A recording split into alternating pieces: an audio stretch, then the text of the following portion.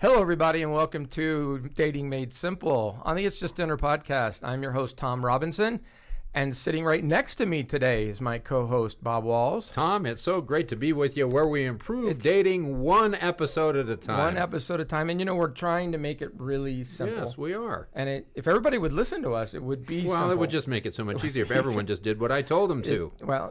I've learned that. I try to do that. And Bob, right over here, is Sophia. She's on our video board. Yeah, Sophie, how are you? Thanks for being here, Sophie. We don't have her mic. We don't have her mic today because we have two guests with us. We do. And I'm very excited to introduce our guests. This is going to be really good for our listeners to be able to hear. And you know what? It's really nice to have smart people. Yes, it is. For a change. To come in on our podcast. I have with us today Dr. Lesli Allen and Dr. Brodrick Brown. They both work at the Counseling and Psychological Services at Brigham Young University. So welcome, you guys. Yes, thank you very much. Why don't you quickly tell us just quickly about you and what your specialty is, Brodrick? Okay. Yeah, so I am a licensed clinical psychologist. I work in the counseling center doing therapy with BYU students. My specialties are mainly dealing with anxiety and OCD. Nice. Very good. Yeah. And that's why you're here today. That's why I'm here. And Dr. Allen. This is my fourth year at working at BYU. I am a licensed clinical psychologist, and my specialties are eating disorders and trauma and grief. Wow, very good. Well, thank you guys for coming. Yeah. So is this like an intervention for me? Is that why you're doing this? Absolutely. You found out about my needs. Because of your anxiety. All of our listeners know how anxious you are. Yes. Well, thank you so much for coming. And we have, over the years, found that part of the problem with people out there that are struggling with dating and struggling to kind of get into the dating scene is depression, anxiety, and all the things, including eating disorders, that lead to some of these problems. And so we thought it would be really good for our listeners to hear from some professionals and some people that have worked in therapy to kind of help us and our listeners figure out how to deal with some of this, and maybe how dealing with this would help dating, or how dating can even help working with us a little bit.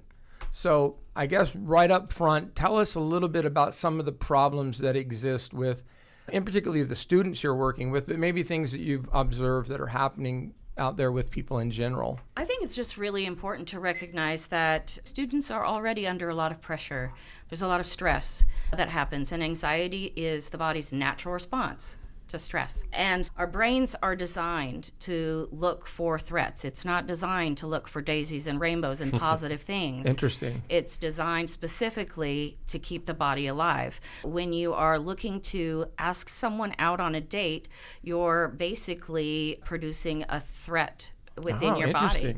And that comes with all the good things that anxiety brings, which is changes almost all of your physiology. Heart pounding and dry mouth and sweaty hands, all of those things, and those sorts of things just happen. And it's this fear of rejection kind of calls back to a time when if we were ever left alone, it meant that we would die. Right. Because we grew up, our civilization has grown from tribes and clans and families. Right. And if you ever did anything to get you kicked out of that, you were dead. Right. So literally, when you ask someone out on a date, your brain is like, danger. Danger. And so trying to get past that and trying to kind of regulate your body is the first hurdle. Yeah. That's what I've always believed, but I've never heard it articulated quite that well. That was awesome. Yeah. Yes, that was. I often tell my therapy clients that the body and the mind are absolutely incredible at dealing with stressors, with anxiety, with threats, but really bad at telling what is actually a threat to our life. Okay. That, like, walking out to your car and finding a bear next to it is like your body might react the same way to that as it does public speaking or asking someone out on a date or going on a date. Right. And so it's a really effective system if you need to run for your life. And so the response is equally as high, even on a lower threat. I mean, the level, I don't know if it's quite as equal, but definitely the exact same types of response. Right. Like Right. you're still going to get the racing heartbeat. You're still going to feel jittery. You're still going to, like, you might have stomach reactions. Oh, yes. We all have. Interesting. Yeah. Interesting. So why is it that in a lot of cases, and especially in our culture where people have gone out and they've knocked on doors and they've talked to people, or people are in the workplace and they feel very comfortable talking to people in a work environment, but then all of a sudden you either are trying to ask someone out or you get asked out, does the body and the mind and everything change? What's going on there? I would say that the biggest difference is the level of vulnerability. Okay. that Like you were you're- just saying, is the threat. Yeah, Right. because I mean, you know, if you're knocking on someone's door to talk to them about religion and they reject that, it's not as personal. That's true. Like, Okay. they're not rejecting you as a person. They don't know you as a person. Right. But if you have decided this is someone that I care about on any level, someone that I would like to get to know, I am exposing that to them. And so then if they say no, it is a rejection of me, or at least a perceived Right, rejection right. of me. Whether or not it actually is up for Interesting. debate. But Interesting. But it doesn't matter whether it is or it isn't. If your perception is, then you're going to have that response that's going to be like someone just threatened to leave you alone in the middle of the ocean or something. Absolutely. Yeah, interesting. Now, and maybe you can address this or you can't, but I guess back in previous years, previous generations, we didn't hear as much about anxiety and depression. Is it because it didn't exist? Is this a new thing, or is it just No. because we didn't No. we didn't identify it? We just ignored it. Is that what was going on? I think there are a lot of things to that. I think first and foremost, I believe that our circles of people were much smaller. So we often dated people we were familiar with. It wasn't quite so scary. Now we're looking at complete strangers on apps and the whole world as we involve social media, which really, while the world through social media has gotten much smaller, the space between us is much larger. And to bridge that gap with vulnerability, I think is incredibly difficult. It's not only a fear of rejection, but what if they actually say yes? We, And- we see that a lot as fear well. of so- success. And both of those can be equally scary, for sure. Okay. So the social media has increased the threat level. Absolutely, I believe. Well, and I also think that it just increases the awareness of a lot of things, that whether it's the anxiety and depression themselves, or like you're aware of things that happen to people on dates. And I think there's less stigma about talking about really negative or traumatizing experiences that people have had, and which I think is a good thing because it increases awareness. People don't have to suffer in silence. But then that still does increase Right. the sense of, like, is this a safe thing to do? Is someone who just randomly walks up to me and says, hey, I want to take you on a date, like, is that actually a safe thing to do? Versus when, you know, my grandparents talked about that, it's like, well, that's just what you did. If Right. you saw Right. someone, you're like, oh, I'm going to marry that person. That's the girl I'm going to marry. Exactly. So I asked her to dance, and we've never been apart since. Yeah, and if someone did that now, as I came up to you and be like, oh, I want to date you, a lot of people, that would be a huge red flag Right. for Right. safety reasons. Right. Right. So what kind of things, just give us a little bit of insight on young people, young adults come in and they talk to you. What are some of the things in terms of dating and relationships? And certainly I want to talk about how eating disorders fit into this. But what are some of the things that you are observing that are happening the most often? What kind of concerns do they have when they come and talk to you? Oh my goodness! All right, I can take it if you don't want to. I can and will. I will start. Okay. So oftentimes there's this like intrusive thoughts, a lot of racing thoughts that occur, both with getting ready to ask someone out or getting ready to actually go out on a date. So what am I going to talk about? Are they going to find me interesting? What if I have bad breath? You know, all of the things. There's this intrusive thought that happens of, you know, you're really not worthy of that person, or they're too good looking, or they're going to be bored with you. All of those things just start to come into our minds as a result of our anxiety. Build up, and you. Yeah. So the self-doubt kicks Yeah. in of all the reasons why this person wouldn't like you. Absolutely. we are really trained very well to start like debasing ourselves from a very early age. Like, don't be haughty or prideful or any of those things. Right. Oh, that's sin. We don't want to be prideful, or we don't want to, like, it may feel like self-confidence is something that we don't seek, but it is really important that we like who we are. Right. And that we feel confident in our abilities to communicate with other people. Right. So that's what I see a Okay. lot. Yeah, I mean, if we're talking in general or anxiety specifically, I think the anxiety around dating is, I mean, this might be getting a little ahead of ourselves, but I think there's a real cycle that occurs of reinforcement with that anxiety. Right. That people feel worried, they feel afraid of what might happen if they ask someone out, if they go to this social outing or this party or Right. whatever it is, and then they get so anxious, like, I can't go. And then, like, okay, I'm not going to go. And then immediately that anxiety is either going to disappear or decrease significantly. Right. Because the threat's gone. They're not going to go to the party. But then the next time that opportunity arises, they're going to remember, whether on, like, you know, this conscious level or just their brain kind of took note of that, oh, there's a way to get rid of It this was so anxiety. easy It's the to last not time go. to get out of this. Yeah. So, Right. so then that just reinforces itself to the point where people avoid doing a lot of things, and which is the worst possible thing Right, to do. right. The more you avoid doing Yeah, something, the we worry scarier it really gets. about the kids sitting home on Friday and Saturday night alone. It's very dangerous.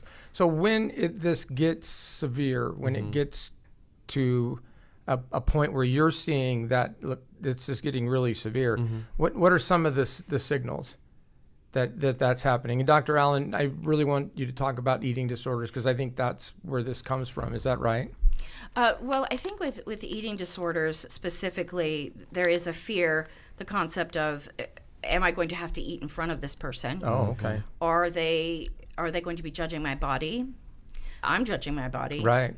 And really, that creates a great deal of anxiety and discomfort in dating. Right. Certainly, there are ways around that.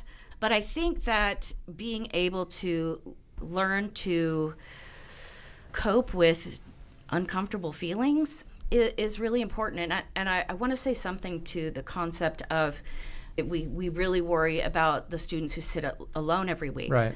I believe that there can be a change in that what I encourage my clients who feel like they're sitting alone, well, why aren't you taking yourself out? Oh, yeah. Why aren't you getting to know who you are? Let's figure out who you really are. Let's improve you. Let's get you confident. Where is it these things that you'd like to work on, so that will start showing through. A dateless Saturday night does not have to mean I get to be home depressed. Right. Treat yourself kindly. Does this sound familiar, you guys? Because we've had a number of guests on that have said that exact same thing. Is figure out who you are, Right. and then you can start putting yourself out there a little easier. I think when I was growing up, they often talked about finding your other half. And I try to tell my clients, find your other whole. Like, you're a whole person. Find another whole person. Find someone who knows who they are. You need to find out who you are. And if you are so scared and so disheartened by not being able to go out on a date or not being asked out, the only thing that you can do about that is then change your circumstances. Right. And that is, it may be taking yourself out to a movie. It may be taking yourself out to dinner and learning to be okay by yourself. Oh, that's really good. One of the things that I had to deal with when I was a religious leader in our church was that the young women would come in and they'd say, no one is asking me out. What's wrong with me? And I was, and my first response is, there's nothing wrong with you. Yeah. And so how do you deal with that one? That's a really hard one for, I think, young women who think, nobody's asking me out. It must be because something's wrong with me. I mean, I think people in general, I do see a lot of women coming in with that concern specifically because it seems like that's something that our society has repeatedly told women is a good measure of their worth. But in general, people have this idea of conditional worth that if I do not succeed in this thing, even if it's something that's completely out of my control, like someone else asking me out, I have no control over that whatsoever. If I'm considering that a measure of my worth, then I'm definitely going to be disappointed, because That's a good point. it's I can't set any goals for that. Right. I can't work toward that. I can't do anything. You're setting yourself up for failure. Yeah, and some people, I guess, might get lucky, so to speak, that they do get asked out, but others, who knows? There's a million reasons. Yeah, absolutely. But if you're going straight to this, it means something about me, then I can't imagine how that couldn't be discouraging. And one of the things that we advocate, and I know your impression on this based on that, is that we encourage young women to ask out.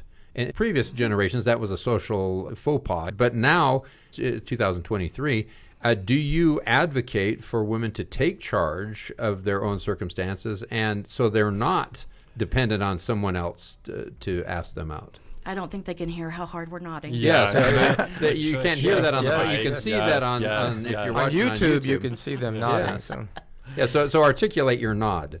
Well, I think this may have something to do with body image, both for males and females, because I do hear as often in my office, I hear as often as women going, "What's wrong with me?" men saying, "What's wrong with me? Why interesting. am I being rejected?" Right. And a lot of times they instantly go to, "I'm not attractive enough. I'm fat. Too fat. I'm ugly. Whatever it is." Right. They often go to these things that they think they can fix, which I have so many feelings and so many things to say that it would be 900 podcasts worth. But the fact is that, we now, since COVID especially, I mean, I think the online dating scene was happening before COVID, but when COVID occurred, it became really the only place for many people to get out there. And the swiping is literally a 2-second judgment, maybe not even reading a profile, simply looking at a picture. Right. What does that say to someone if they are at a higher weight status? But when we start to stress about how we are looking, we think we've got to do something about that. That's the only thing that is going to make us be more attractive to someone else. We can get into those eating disorder types problems. Habits, or over-exercising, or simply losing hope in the fact that people will ever find us attractive. Right.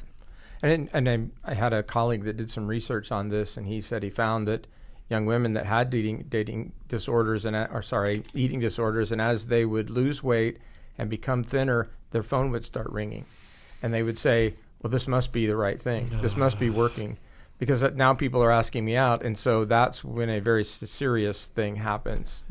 Yeah, something that I often this is something that I talk to people about in dating in general, but especially with something like this, is asking if this is what it takes for someone to be interested in me, is that someone that I actually want to be with? If they're expecting me to change myself and to engage in, especially with this, in unhealthy, really damaging patterns to then be interested in me, is that someone that I actually want to be with? Right. And I think that's a very logical thing, and I think we often say that, but I've had a client say, yes, it's worth it. Oh, yeah. For sure. Well, in the short term, because it's taking away the pain. For sure. And so you can see why they would say that. Absolutely. But in the long term, when it comes to relationship, it's probably not.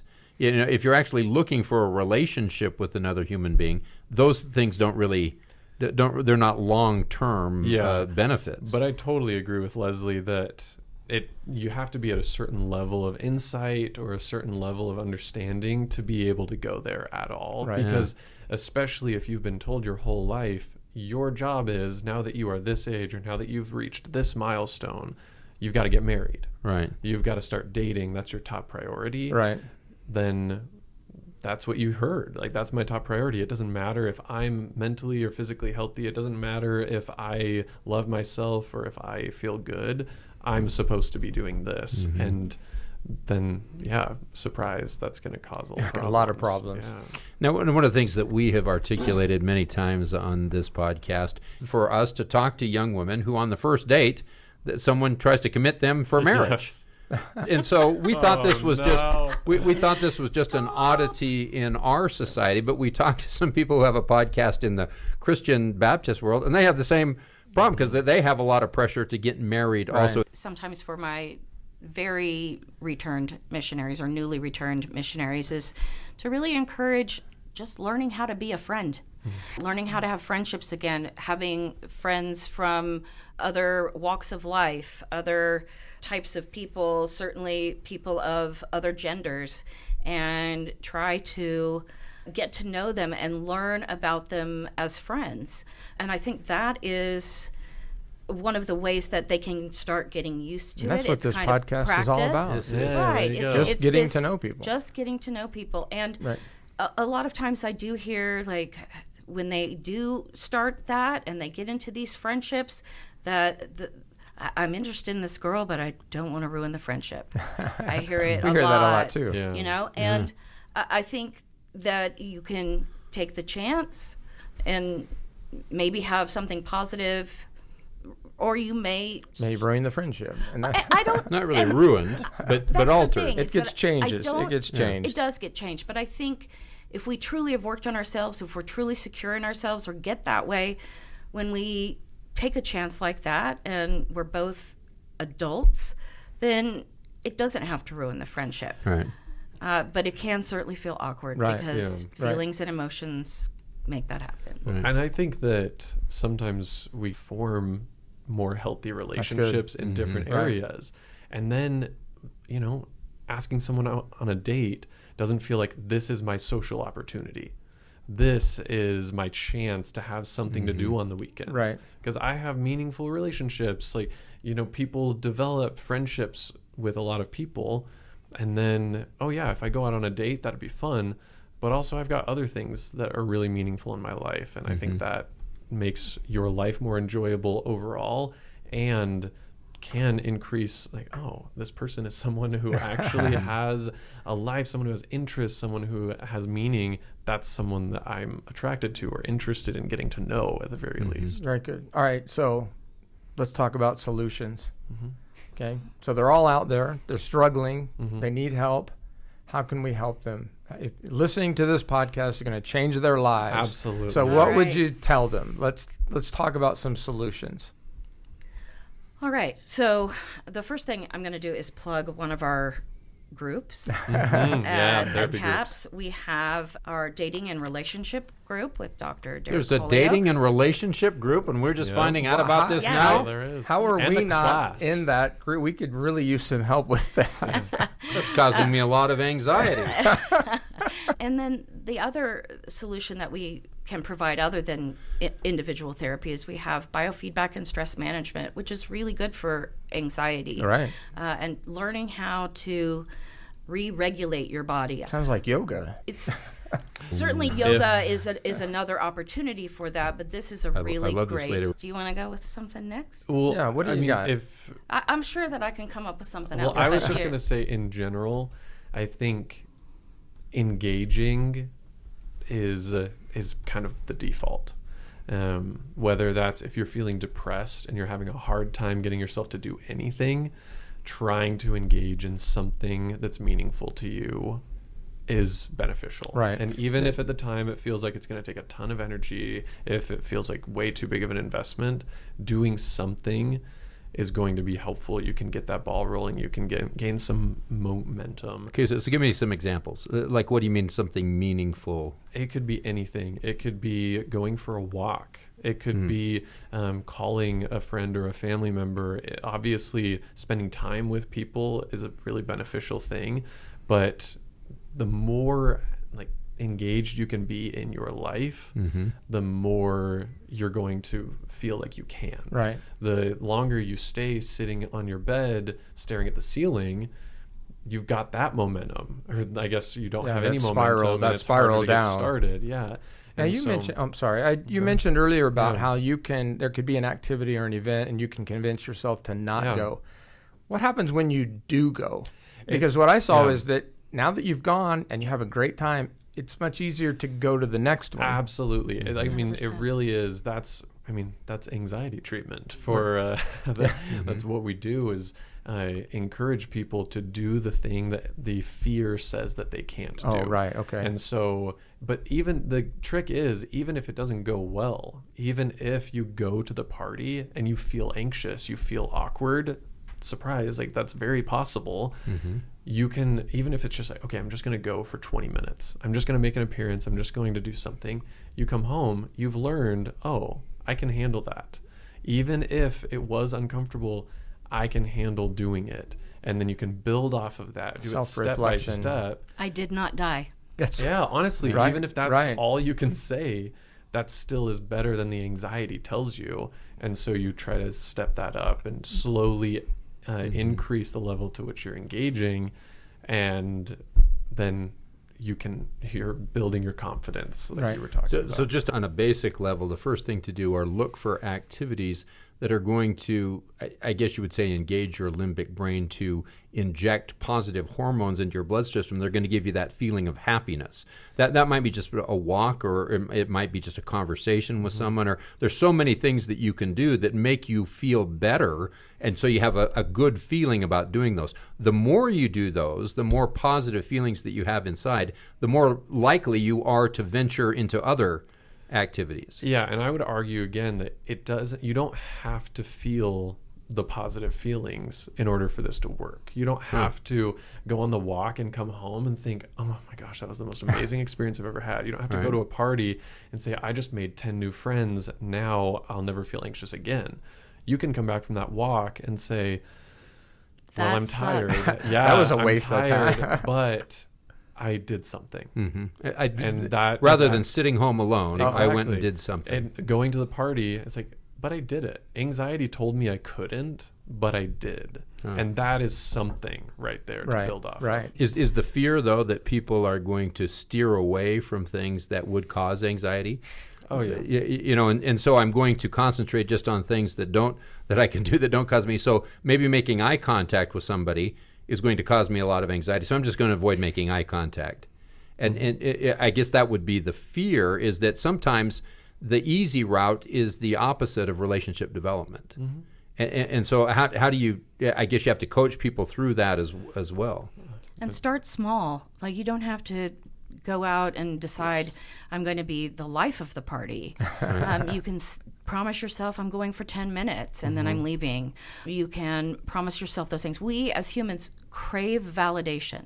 And that's not necessarily, hey, Leslie, you look awesome, you're the best. It can be that, but it can just be someone acknowledging that you are alive. That is validation. And if we stop receiving validation when we pull away from other people, that's when depression sets in. Right. When we don't get validation, we become more depressed, which makes us withdraw more, which makes us less validated, more depressed. So even just pushing ourselves out there a little bit and making the effort, the tiny effort, behaviorally activate is what we like to call it in the biz. And just behaviorally activate a little bit, that pulls us from it. It makes the spiral go the other direction. That's great. I think that's also important, as you said, to validate. I think it's also important to validate someone, too, because that, for everyone else out there to see someone, to validate them. And I think that's a positive thing, too, is that you can say hi to someone. You can say, you look great tonight. And that little thing can change someone. I know it has me. I know people have said those things, and it's like made me really happy and changed me. By the way, Tom, you look great today. You got a haircut Thank or you, something. Bob. I did get a haircut. It Thank looks you for great. noticing. I really like that. I feel better. The phenomena that we have seen, that we found, is that on Friday and Saturday night, you'd have large numbers of the young men of dating age who would be staying home playing video games. But I'm seeing here that probably is something that brings them pleasure in a certain way, and so it's actually it's a therapeutic thing for them, because it's making them feel better about themselves because they're engaged in something that brings them happiness. And yeah, you can invite someone to play video games. I also just think that I don't think the video games are a problem. I think that if someone is playing video games instead of doing other things that they would rather be doing, that's the problem. Right. But I mean, I've talked to a lot of clients who connect with their friends across the country, across the world by playing online video games. And I love that. I think that's awesome. If they are spending a Friday night, they're like, well, I mean, there's this thing that I could go to. There's this activity that I would really like to, but that seems intimidating. I'm just going to do this instead. There you go. That's where I see the problem is that because they're actually not doing the thing that they really want to. Right. They're defaulting to the easier thing, Yeah, which is understandable, but not going to help them connect with others. Okay, so let's get back to what Dr. And I've Allen... seen that instead of dating, I stay home and play video games. Yeah. Because I'm paralyzed to ask someone out.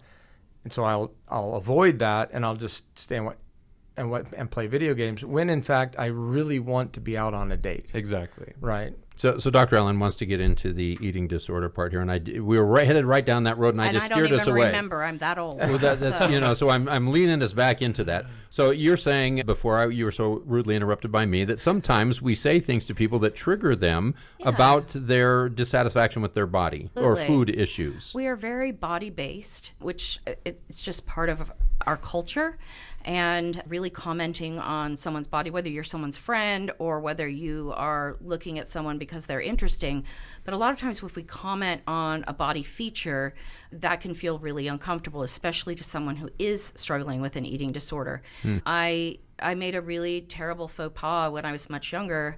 I had a friend who came home from her mission and she was so thin. And I said, "You look great. What did you do?" She said, "I developed anorexia and had to come home early."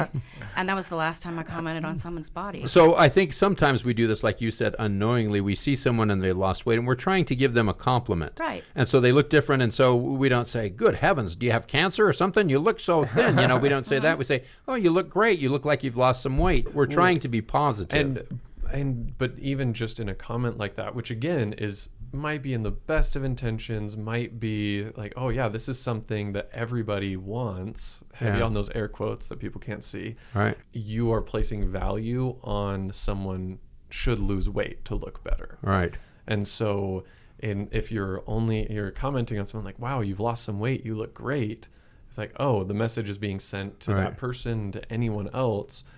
If I want to look great, I should lose weight. This is the way. Or I've been starving myself for 3 days. It's working. Yeah, thank heavens. And so you're reinforcing what is a very deadly behavior. Yeah. And then what happens if you are at a higher weight status and you're dieting and your body reacts the way that we think it should, and you start losing weight? And we know that between 90 and 98% of all diets fail within 2 years. You gain all the weight back plus some. So then what happens when nobody's saying you look good anymore? Right. That's really painful. And that's a societal change that we have to make, but start complimenting people on their smile. Or, I just love the way you laugh. Don't tell them to smile, though. Do not tell me to smile. But no. Seriously. Come on, Sophie, smile. You have a nice laugh, or, I love that you're interested in this or that. Trying to communicate on a different level that is other than, again, that swiping feeling of I'm being judged by my looks and not by the content. How do we stop character. that, though? Because we all do it. I immediately will look at you and I will make a decision about you, whether it's on a swipe or if it's in person. And I always say that you don't know if you like someone until you talk to someone. And so we have to get out of this immediately making a decision based on how someone looks. And we hear it all the time. It's, "Oh, he's not or she's not my type." And the kids that have heard me talk about this, I say, you don't have a type. You can have preferences, but you certainly do not have a type. And so how do we coach them a little bit on how to deal with that when we're looking at someone, to encourage them to just step in and try to meet someone? Because I certainly think this idea of it's just dinner gets us there, where it's like, hey, let's just go sit down and let's talk and let's get to know each other. It doesn't really matter about the way that we look. Or I can ask you out to dinner and you can say yes just because we want to get to know each other. It's not that we want to date or that we want to develop a relationship. I just want to get to know you. How do we get people past that kind of looking at someone and making the decision and want to get to know them? Well, we're 4 to 7 people in a room trying to solve the world's problems. That's what this podcast is all about. Yeah. I don't know that we can actually get out of our mind's natural desire to create schemas and try Right. to putting people in categories. But I think if we're mindful of it, start paying attention to it, looking for people in your friend group who you get along with that may not be your quote unquote type, people who go against the ideal beauty standards that are impossible to meet. Say yes when someone asks you out, even if it feels dangerous or uncomfortable. Oh, yes. Don't Yes. do that. No, don't do that. But if it's something that you're like, yeah, I'll go out with you. Maybe let's invite another couple first. Maybe if that's more. Or you're meeting in public. Let me- or, oh, Always meet meet in public. Yeah. Always Yeah. drive yourself on Don't first dates. drive Exactly. up the canyon. Oh, Please. did you hear So, that, so ladies? did you listen to our episodes of Worst Dates? Yeah. Is No. that where we have, that came? we have worst dates that start like that. We drove up into the canyon. And then 8 hours later, you know. Yeah. I shout out to the fact that just driving up the canyon doesn't give anyone doesn't mean that you are asking for anything, but it can definitely lead to some dangerous I situations. always say that's how horror movies start. Yeah. Yeah, Let's drive up into the canyon. Yeah, I think in general when we're talking about helping people overcome this, I do think that part of it is experience, like what you're talking about, Right. of just Right. getting to know people, Right. even if it's just talking to them in class, at church, in whatever other social situation you find yourself in, just chatting with people, finding out, yeah, that person really annoyed me. Like, that's okay. You're going to Yeah, find that that's out. right. This person turned out that I actually really enjoyed our conversation. Even if you never talk to them again, you're still getting more information rather than just staying in your Right, head about right. it. And I think That's that's awesome. going to be helpful for Well, sure. feeling really good about something, and that is that all this stuff that we've just been talking about for the last 8 years, they're kind of verifying they- here from a scientific, They clinical really smart psychology. people just said we that were verified what we're saying Right. is the truth. Right. That instead of just sitting home alone, that you need to just go out and have conversations with people. And if that's at dinner, that's great. If it's not at dinner, it can be just anywhere. Just have a conversation, just a and talk conversation. with people. And the more you do it, the better you're going to get at it. And the more you do it, the better you're going to feel about yourself. You lower your anxiety. Okay, I have one last question before we let you go. We found a research paper one time that said that if you go out to dinner, for example, for an hour, that within the first 26 minutes, you can tell whether or not there's a spark. With 26 minutes, this is what the research said. Within 26 minutes, and then you have the other time to figure out how to get out. So the second if there's a 25 spark- is figuring out how you're going to go a second date, or you're just Or going you're to gonna, Yeah, get out and of then, this thing. You know, if there's a spark, it goes on really easily. Do you think that's true? I just want to know from some really smart people, is it possible that within that short a period of time, you can tell if there's a spark between you? I will say I'm not familiar with the research, so I won't You comment won't on the comment on- legitimacy. But I can see both ways that you can be a pretty good judge of people that you're going to click with, and at the same time, there have been people that I've really disliked and then turned out to be really close friends Okay, with. there you go. So I think that it's just really more complicated than any first interaction could ever be. And it's okay to say, yeah, after 25 minutes, that was a really uncomfortable conversation and I'm done with this, then be done with it. But if you making a judgment about that person and say that person is bad or don't do awkward or that. dumb, that's going to I think get it's way like the more idea that, hey, I problematic. kind of like this conversation. I'd like it to keep Yeah. going. Dr. Ellen, what do you think? I think it's just really important to give each other grace. Like, we're both going to be, if we're going out on a date and it's just dinner, we both might be like spiraling in our heads and allowing each other to be nervous and to be awkward. It's okay to recognize that you are not your normal selves. You're putting on the party manners. You're putting Right, on this right. Good point. facade of something else, and just giving each other the benefit of the doubt, and maybe not make it so. I think the brilliance of the podcast is that we're really saying, don't make this your job interview of whether this is a celestial companion. Yes, yes. Just Amen. learn about another human being. That's how we connect. That's how we make friends. That's how we find love. Exactly. Now, what if it was $1,000 date? Do you think that would make a difference? Mm-hmm. Sophie and our audience knows this. Sophie went on $1,000 date once, but we won't get into Okay. that. So Only if it was with Robert Downey Jr. It wasn't. Then it would make no difference. Right. This has just been delightful to have you on our geez, show thank today. you so much. This It's been has great to been be here. fascinating the entire time. I've learned so much from And this. how can at least the people here at BYU? How can they get a hold of you guys? I think the easiest way is to look on the website. It's caps.byu.edu, but we're down in the basement of the Wilkinson Center, and we've got lots of services, individual therapy, group therapy, crisis resources available 24/7, workshops that we do, And also group therapy. Yep. So. And therapy. couples therapy. You also do. that's right. We do couples therapy. So, hey, you guys, if you're struggling with any of these things that we've talked about, these guys are amazing. I would recommend you go in, you talk to them, you get the help you need. I think at some point we've all gone through some of these things, certainly self-doubt, anxiety. We've all had these problems. And so please go by and check these guys out and try to get the help that you need, because it can get better, right? It absolutely can. And So- I think really erasing the stigma around seeing a therapist, it doesn't have to be that you're Absolutely not.